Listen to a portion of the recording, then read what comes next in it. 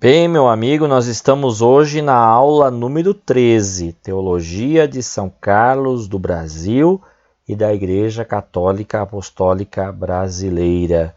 Então, nós vamos falar um pouco nessa nossa aula sobre a construção dessa teologia dentro desse período da teologia em mudança. Então, dentro dessa mudança teológica, nós vamos encontrar no meio disso essa reforma do catolicismo, porque nós podemos chamar, sim, a teologia de São Carlos do Brasil de uma teologia reformista do catolicismo de vertente católica. Então, São Carlos vai trazer alguns elementos importantes no aspecto administrativo, mas também no aspecto da consciência da vivência da fé cristã. Aspectos esses que foram condenados, por exemplo, na Nouvelle Théologie. Nós vimos que foram condenados pela encíclica do Papa Pio XII, em 1950, a Humani Generis.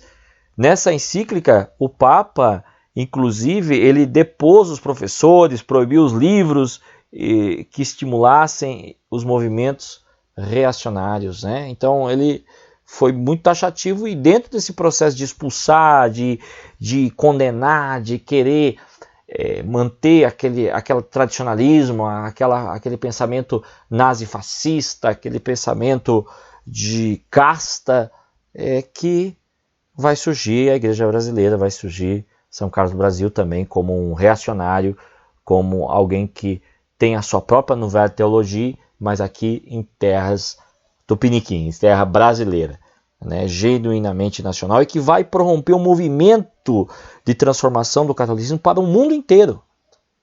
É a partir dele que surge o movimento das igrejas católicas nacionais, independentes. E é um grande movimento, um movimento importante, porque ele retoma a ideia do cristianismo primitivo.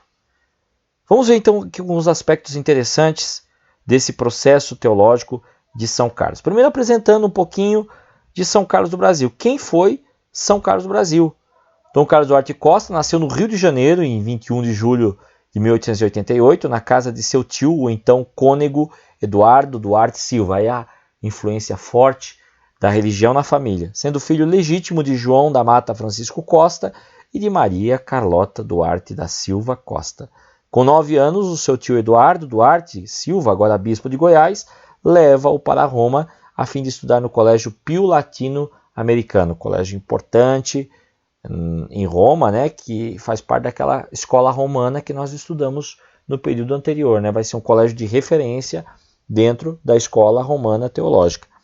Em 1º de abril de 1911, já no Rio de Janeiro, ele recebe a sua sagrada ordenação presbiteral das mãos do seu tio, Dom Eduardo Duarte Silva, que foi quem descobriu a sua vocação, que o levou para o seminário, para a vida religiosa.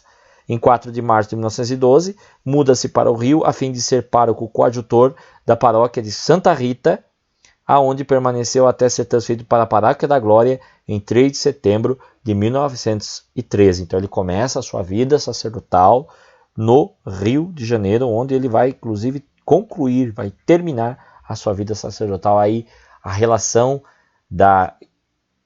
do Rio de Janeiro com a história de vida de São Carlos do Brasil. A vida sacerdotal de São Carlos está aí. Ele é nomeado pároco coadjutor da Catedral do Rio de Janeiro em 5 de fevereiro de 1914 já, e logo depois pároco da Igreja da Luz, onde permaneceu até 1916.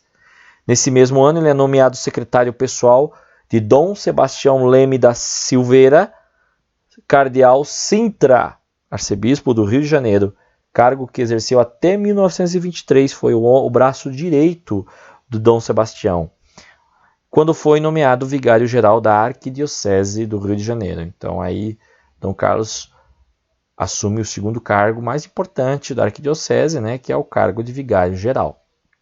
Em 1923, morre o bispo de Botucatu, Dom Lúcio, em São Paulo, permanecendo a diocese vacante até 1924, altura em que Sua Santidade, o Papa Pio XII, nomeia, em 4 de julho de 1924, Dom Carlos Duarte Costa como segundo bispo de Botucatu, São Paulo.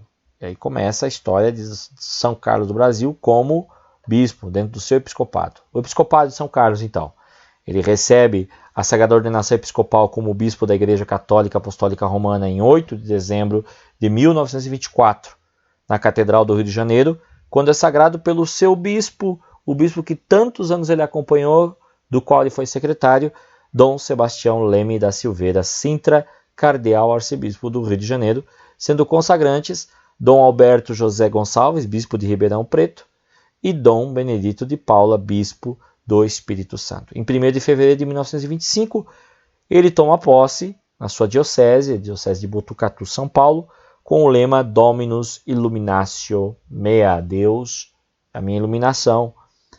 Funda a Congregação das Missionárias de Santa Teresinha do Menino Jesus em 7 de julho de 1928 na sua diocese. Em 1932, por ocasião da Revolução Constitucionalista no Brasil, ele forma um batalhão de caçadores que veio a ser conhecido como o Batalhão do Bispo, a fim de lutar ao lado das tropas constitucionalistas, das tropas de defesa da Constituição do Brasil. Perseguição.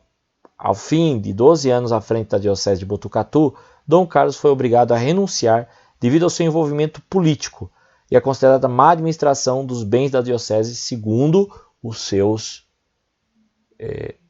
perseguidores. Bens que colocou à disposição dos pobres, tendo renunciado em 6 de outubro de 1937, sendo nomeado bispo titular de Malta. Inclusive, dessa renúncia, nós sabemos, foi o secretário de Dom Carlos que colocou essa renúncia no meio das suas cartas, dos seus despachos. Bom, e em 10 de junho de 44, Dom Carlos foi proibido de pregar o Evangelho de Cristo e confessar aos fiéis.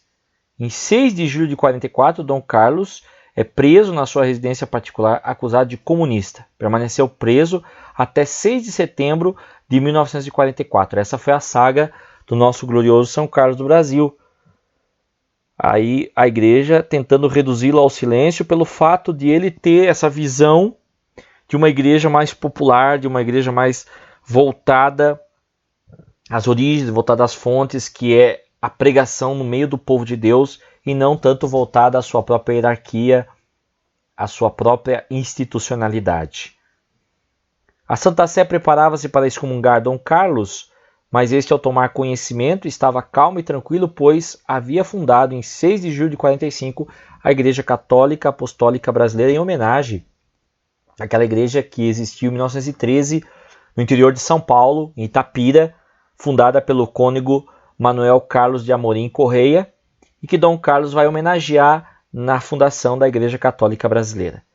Em 24 de julho de 1946, Dom Carlos é excomungado vitando pelo Papa Pio XII, a fim de ser evitado por todos os católicos romanos. Essa notícia Dom Carlos recebeu com alegria e contentamento, pois se envergonhava de ter sido da Igreja do Papa de Roma. Veio a falecer em 26 de março de 61, após 16 anos à frente da Igreja Católica Apostólica Brasileira. Dom Carlos foi elevado às honras dos altares pelo Concílio Nacional da Igreja Católica Brasileira em 1970, com o título de São Carlos do Brasil, nosso glorioso santo padroeiro. Essa é uma pequena parte da história gloriosa de São Carlos do Brasil, uma história de luta, uma história de devotamento, uma história de verdade em relação ao povo de Deus. E aí nós vamos trazer um pouquinho aqui, na nossa aula, a obra mais importante desse momento teológico, né? Dom Carlos escreveu, vamos falar aí das revistas, mas quando Dom Carlos fundou a Igreja Brasileira, ele trouxe os pressupostos teológicos dessa instituição e do catolicismo independente, que é o Manifesto à Nação. E logo no Manifesto à Nação, no início do Manifesto à Nação, ele coloca a Igreja livre no Estado livre. Ou seja, a necessidade de que a Igreja não fosse subserviente ao Estado, que houvesse a paridade entre a Igreja e Estado e que não houvesse uma submissão também do Estado em relação à Igreja. Então, a coexistência de ambos sem a eliminação de um ou de outro e não havendo essa relação política estatal dentro da Igreja. Aí condenava severamente o Vaticano, essa questão estatizante do Vaticano, dos estados pontifícios, dessa forma com que a Igreja Romana se portava, querendo dominar de forma política. E aí Dom Carlos fala de igreja livre e em Estado livre. Esse ponto, a liberdade, é um pressuposto muito interessante, porque vem lá do pensamento iluminista e vai cair aqui dentro da teologia carlista. A necessidade da liberdade de expressão, da liberdade de culto, dessa liberdade que foi tão perseguida por Dom Carlos, porque ele não foi preso várias vezes, foi reduzido ao silêncio, foi proibido de celebrar os sacramentos, enfim. E ele continuou, apesar de todas as proibições que lhe foram imputadas. Dom Carlos questiona nesse Manifesto da Nação a validade da excomunhão de um bispo por outro bispo. Por quê? Porque ele vai colocar aí, nesse primeiro momento, quem é o Papa, a figura do Papa. E ele reconhece, ele mostra que o Papa é um bispo como ele.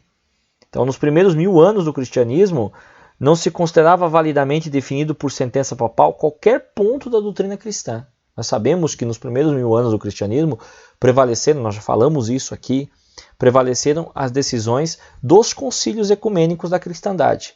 E esses concílios ecumênicos da cristandade, eles tinham forte influência do cristianismo ortodoxo oriental e não do catolicismo romano ocidental. Então aí Dom Carlos mostra a importância dessas comunidades em detrimento da suposta autoridade do Papa, que não vai existir de fato nos primeiros 1000 anos da Igreja. Então, no primeiro milênio da Igreja nós não temos isso. E quando nós falamos aqui da teologia, nós vimos exatamente isso, né? A força da teologia patrística lá dos padres do deserto, do Oriente. Então, uma teologia que vai migrar do Oriente para o Ocidente, e ela só vai se tornar ocidental, de fato, a partir da escolástica. A escolástica tem a influência da Igreja Romana, a escolástica é forte, a influência do papado, enquanto que a patrística não. A patrística ela tem a vertente dos padres orientais, que os padres ocidentais vão tomar como modelo, como exemplo. Bom, além disso, nesse documento Manifesto da Nação, São Carlos vai falar da questão do papado. Então ele coloca aí para nós, né? O Papa é simplesmente o bispo de Roma. Nos primeiros 4 séculos do cristianismo, os bispos de Roma nunca tornaram parte nas conturbações das seitas do gnóstico, montanistas, chiliastas, nem tampouco emitiram decretos pontifícios, aquelas heresias iniciais que nós já falamos. Então não houve, por parte do papado, alguma manifestação em relação à defesa da fé, em relação à apologética, mas foram os padres do Oriente que foram decisivos nesse processo de defesa da fé. A igreja mãe era considerada a igreja de Jerusalém, como fala Tertuliano, que depois foi condenado pela igreja romana, evidentemente, por seus pensamentos serem contrários ao romanismo. Gregório VII é que vai se tornar aquele primeiro papa que vai impor de fato a autoridade papal em 1073 d.C. e que vai prorromper com o cisma do Ocidente.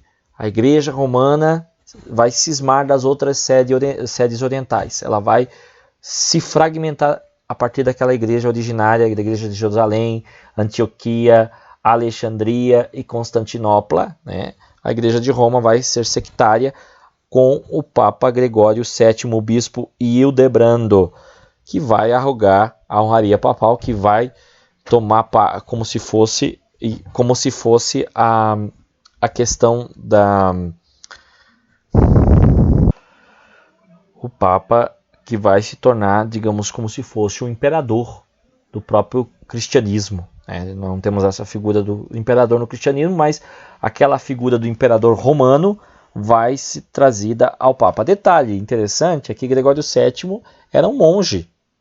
E ele, quando assume o papado, ele vai trazer todos esses pressupostos de uma suposta honraria do Papa e de uma supremacia dele em relação aos outros bispos da igreja, impedindo, inclusive, os padres de contraírem matrimônio. Vai ser Gregório VII o grande responsável pelo celibato sacerdotal. A eleição do episcopado, um outro postulado que Dom Carlos defende aí. Nós estamos fazendo aqui uma síntese do documento, tá? Você vai ler aí na íntegra, no material de apoio, o Manifesto à Nação. Tá? Você vai ter essa leitura aí para que você possa fazer também uma outra obra que é a Reforma no Brasil, que é uma obra interessantíssima e você também poderá ler aí no material complementar sobre a Igreja Brasileira, sobre esses pressupostos teológicos da Igreja Brasileira, esses pressupostos iniciais. Dom Carlos defende também a eleição do episcopado. E aí ele coloca ali, né, na eleição do sucessor de São Tiago, o primeiro bispo de Jerusalém, tomaram parte os apóstolos e os discípulos e os parentes do Salvador ainda vivos, escolhendo Simeão, como testifica Eusébio no livro 3º, capítulo 2 da sua obra. Clemente, no fim do primeiro século, atesta que este modo de proceder era tido e conservado como preceito. E mais tarde os padres de Nicéia qualificaram esse procedimento como de uso ininterrupto. Os leigos e sacerdotes elegiam seus bispos, sacerdotes e diáconos até o século XII na Igreja Gaulesa. Os fiéis tomavam parte nos concílios, no início da cristandade, naquilo que nós chamamos de democracia religiosa. Então esse ponto é interessante que nós temos aqui. A necessidade da participação do povo dentro desse processo do clero, do clericalato. Ou seja, o clérigo é uma pessoa eleita pelo povo, para o exercício do ministério cristão e não uma pessoa alheia. Então, o envolvimento da comunidade com a escolha do seu clero, tanto de padres, de diáconos, padres e até mesmo bispos, como nós atestamos aqui, que Dom Carlos vai trazer para dentro da Igreja Brasileira a questão da eleição do episcopado, não por nomeação de um papa, mas sim por uma escolha do próprio episcopado juntamente com o povo e clero. A excomunhão. Falando da excomunhão, o bispo de Roma, então ele conclui, não tem o poder de excomungar outro bispo, aclamado inclusive por vontade popular. Jesus faz advertências, está em Mateus 23, 13 a 33, ele fala aqui sobre as hipocrisias, sobre o farisaísmo, e ele vai defender que a postura de Pio XII é uma postura extremamente farisaica e que a história vai provar de fato que o foi, né? Quando a gente lê a história de Pio XII, a gente vê exatamente esse farisaísmo, esse nazifascismo do Eugênio Pacelli. Toda espécie de fraqueza e de miséria, humildemente reconhecida e confessada, atrai a compaixão e misericórdia de Deus, ao passo que o orgulho excita a indignação. Essa frase é sensacional, está na obra Manifesto à Nação. Toda espécie de fraqueza e de miséria, humildemente reconhecida e confessada, atrai a compaixão e misericórdia de Deus. Falando do amor de Deus, a grandeza do amor de Deus. Ao passo que o orgulho, aquele orgulho, a prepotência, a arrogância, só excita a indignação. Fascismo e a igreja. Então aí Dom Carlos fala da relação entre fascismo e a igreja. O que é fascismo? Fascismo é uma forma de radicalismo político, autoritário, nacionalista, que ganhou destaque no século XX, no início do século XX, na Europa. Os fascistas procuravam unificar sua nação através de um Estado totalitário, que promove a vigilância, um Estado forte, a mobilização em massa da comunidade nacional, confiando em um partido de vanguarda para iniciar uma revolução e organizar as nações em princípios fascistas hostis a todas as vertentes do marxismo, desde o comunismo totalitário ao socialismo democrático. Então, é um movimento contrário aos princípios do socialismo e do comunismo, de forma hostil, inclusive, de forma totalitária, como diz aqui. Não existe aqui no fascismo democracia, não, é um regime autoritário. Aí você vai ter a figura de um ditador no fascismo. Por exemplo, o Benito Mussolini é o ditador que nós temos em tela, o ditador italiano, que vai influenciar, que vai ter uma relação direta com o Papa, né? O Papa Pio XII. Tanto Mussolini quanto Hitler da Alemanha vão ter relação com o Papa, e o Dom Carlos começa a denunciar essa relação com o Papa e o surgimento da ideologia nazifascista nos seminários. Aquela questão da Humani Generis, que vai influenciar, né, todas as teologias reacionárias que nós vamos ter aí dentro da Igreja Romana, né? Ou seja, não vai haver espaço para a modernização da teologia em Pio XII. Alguns pontos aí que vão ser cruciais nesse processo de afastamento de Dom Carlos da ordem episcopal dentro da Igreja Romana. O fato de ele ter prefaciado a obra O Poder Soviético, do Deão de Canterbury, fazendo uma defesa ao socialismo democrático. Ele denunciou o Hispanidad, esse sindicato fascista da Espanha. Ele faz também uma defesa de ação beligerante pelo bispo de Roma, Eugênio Pacelli. Ele fala sobre essa ação, mostra que o bispo de Roma, o Papa Pio XII, Eugênio Pacelli, vai estar defendendo a ação beligerante, especialmente das tropas fascistas e nazistas e as incursões dentro da Europa. Então, e aí ele mostra o interesse da igreja por trás até mesmo do genocídio judeu.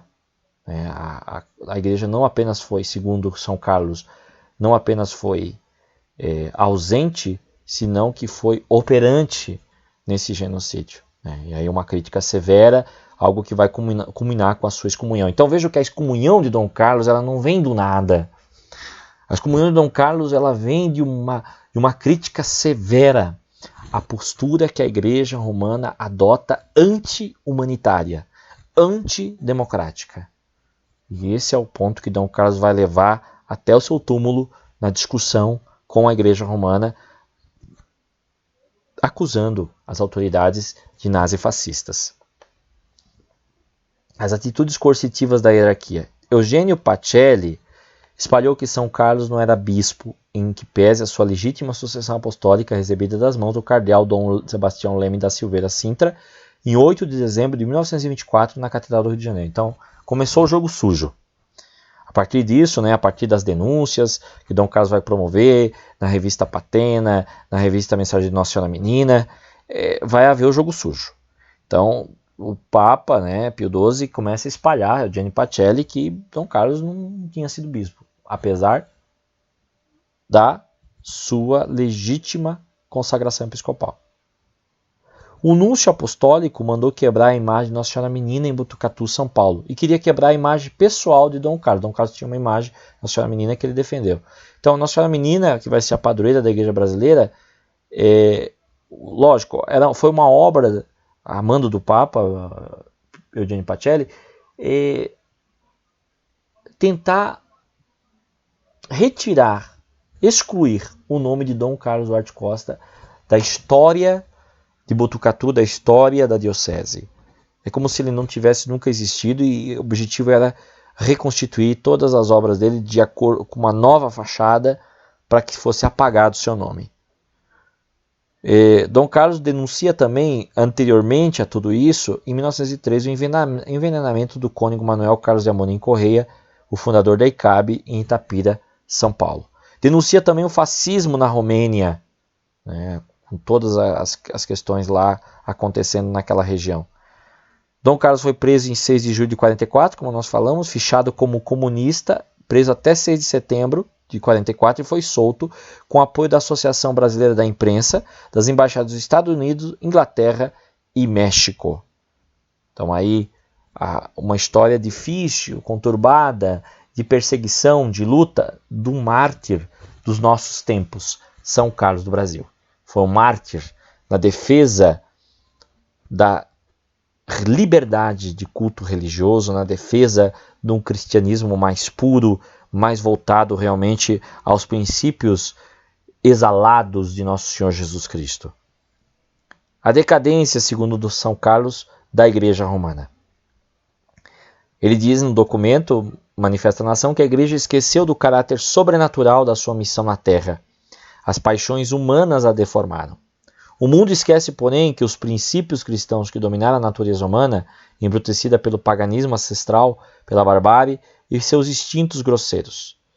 Foi o cristianismo que vai mudar, que vai dominar isso daí, aquela barbárie inicial. Por isso que o cristianismo é considerado o ápice da religião, como nós vimos, por exemplo, em Hegel, que fala sobre isso. A necessidade de retorno aos primeiros séculos do cristianismo, o Carlos fala sobre os princípios cristãos, e não pelo interesse econômico acima do bem espiritual das almas, como nós vimos tanto na questão das indulgências que foram debatidas por Lutero de um modo especial, lá na Reforma. Os dogmas, segundo ele, cristalizaram e absolutizaram a fluidez do cristianismo.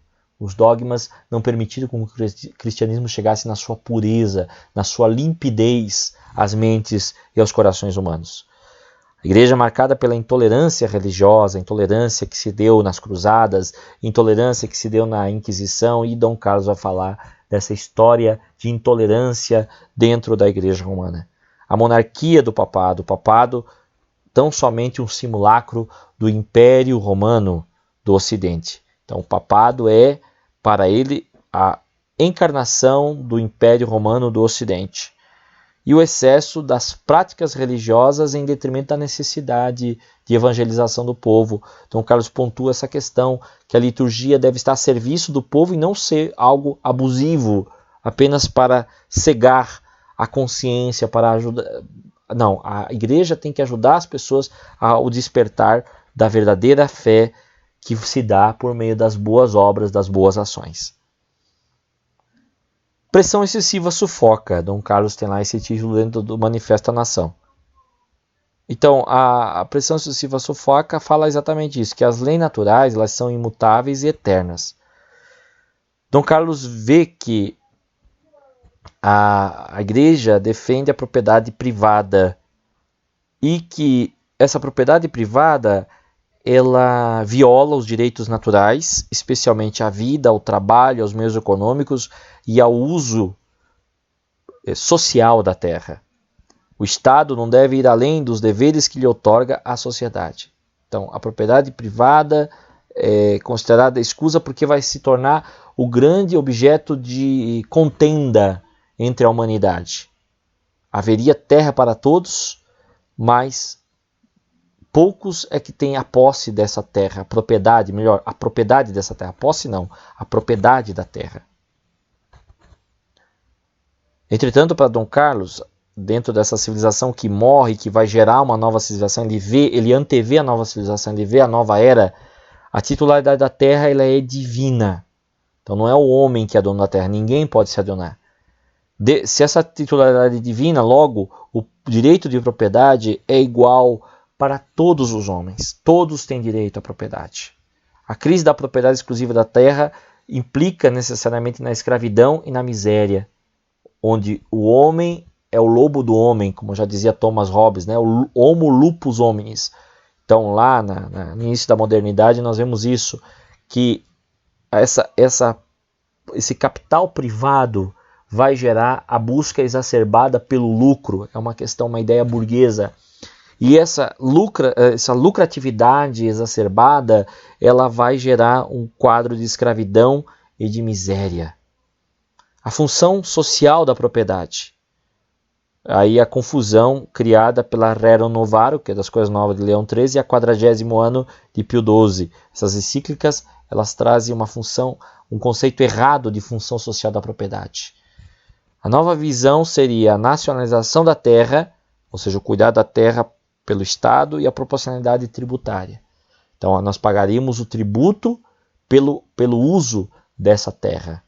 Então, é interessante observar essa visão política que vai, inclusive, constituir o Partido Socialista Cristão que Dom Carlos vai criar, né?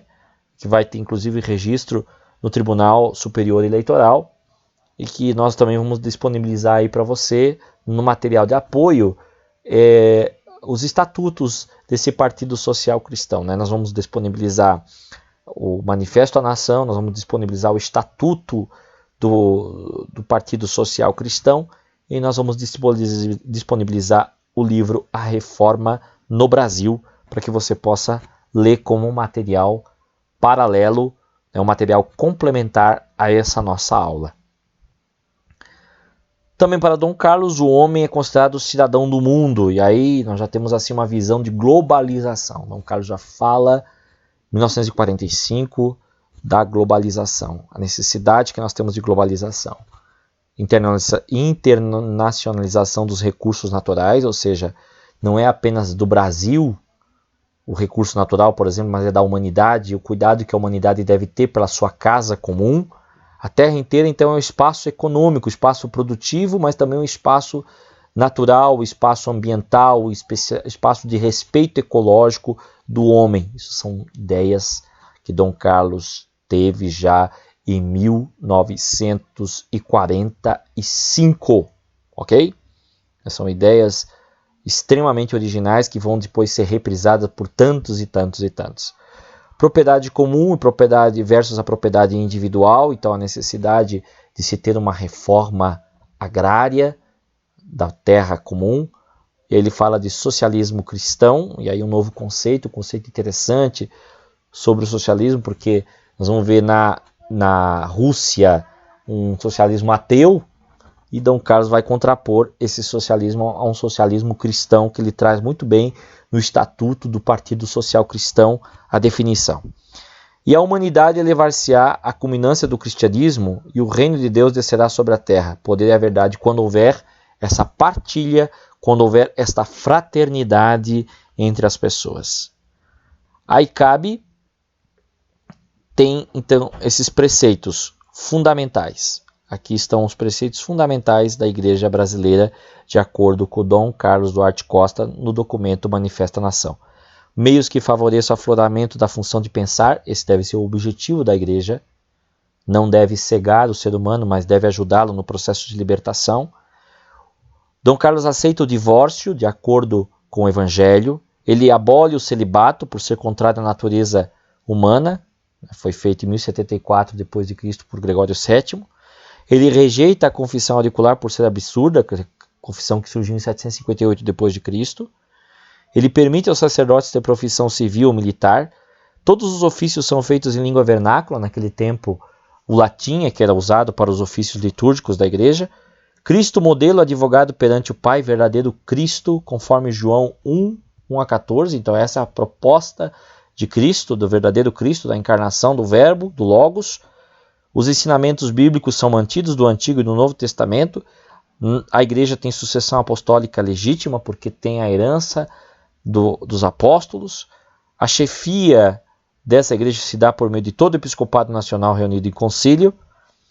E os bispos são eleitos pelas comunidades religiosas de cada diocese, confirmados pelo clero local e pelo episcopado nacional, sendo sagrados na forma do pontifical romano, para que não se gere dúvida, para que não se aponha dúvida quanto à autenticidade das suas consagrações episcopais.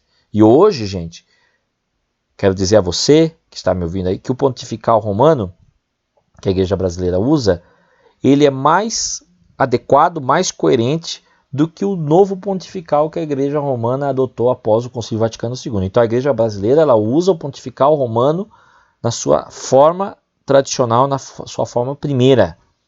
Os bispos autônomos com vínculos fraternais evangélicos, como remonta à origem do cristianismo. Então a autonomia das dioceses. Dom Carlos vai também trazer: os bispos são iguais entre os irmãos, né? Existe igualdade entre bispos e não proeminência de um sobre o outro.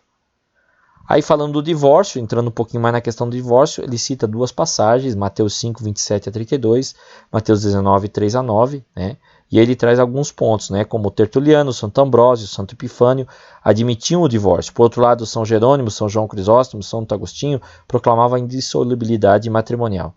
325 de Nicéia não se levantou contra o divórcio, foi o caso de Santa Fabíola, que não foi condenada por ter divorciado e por ter casado com outra pessoa. Religião e política, aí nós temos o pensamento de Rui Barbosa sobre a dissociação entre Estado e Igreja. Existe uma obra interessantíssima que foi prefaciada por ele, chamada O Papa e o Concílio, que vale a pena ser lida também. E a igreja romana é bem diferente daquela igreja perseguida das catacumbas, porque passa a ser uma igreja perseguidora. O ecumenismo, Dom Carlos também fala sobre ele, centralizado na pessoa de Cristo, procurando a harmonia e a concórdia entre todas as religiões. A garantia absoluta da liberdade civil, política, filosófica e religiosa. São irmãos todos os que respeitam Jesus Cristo como Deus, homem ou filósofo. Então aí Dom Carlos vê a amplitude da igreja. Ele não vê a igreja somente como aquela sociedade que defende Jesus Cristo divinizado, mas também que respeita Jesus como homem e como filósofo. Então aí nós vemos uma partilha da igreja com outras religiões da terra, num verdadeiro ecumenismo centralizado na harmonia e na concórdia entre as pessoas. Obras importantes na formação do pensamento de São Carlos, obras que você pode e deve ler ao longo da tua formação dentro desse curso de teologia. Marque essas obras aí, ó. O Arqueômetro de Sanive de Alvedre, a Grande Síntese de Pietro Baldi, a Vida Oculta e Mística de Jesus Cristo, de Aleteri, e o Papa e o Concílio de Janus. Estas obras, inclusive, trechos delas, Dom Carlos vai citar na revista Luta.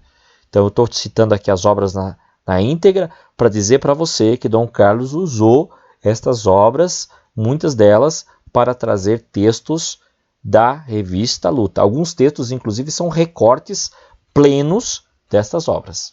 Tá? Então, essas obras fizeram parte viva do pensamento de São Carlos do Brasil, especialmente quando ele escreveu a revista Luta, já dentro do catolicismo brasileiro. Obras de destaque de Dom Carlos são a Revista Patena, a Revista Mensageiro de Nossa Senhora Menina, a Revista Luta, o prefácio da obra do Leon de Canterbury, O Poder Soviético, e as cartas que São Carlos escreveu para muitos irmãos no sacerdócio, no episcopado, e que são parte desse legado tão importante para a Igreja brasileira, e que nós pretendemos, até o fim do nosso curso, estar com esse material que eu estou citando aqui, digitalizado. Também faz parte do nosso projeto digitalizar esta biblioteca de Dom Carlos Duarte Costa, que compõe-se da revista Patena, do Mensageiro de Nossa Menina, da revista Luta, do prefácio da obra O Poder Soviético, de cartas de São Carlos do Brasil. E é isso. Há muito que se estudar a respeito de São Carlos do Brasil, mas nós queremos que você tenha esse primeiro contato, essa primeira pincelada, e que você possa aproveitar ao longo do curso para fazer suas colocações, seus comentários, ok? Um forte abraço, bons estudos, faça as atividades, leia o material complementar e olha, nós já estamos bem avançados na nossa caminhada. Não perca o tempo, olha, coloque em dia esse material aí, porque daqui a pouco nós chegamos ao fim da nossa matéria, ok? Um forte abraço e até o nosso próximo encontro.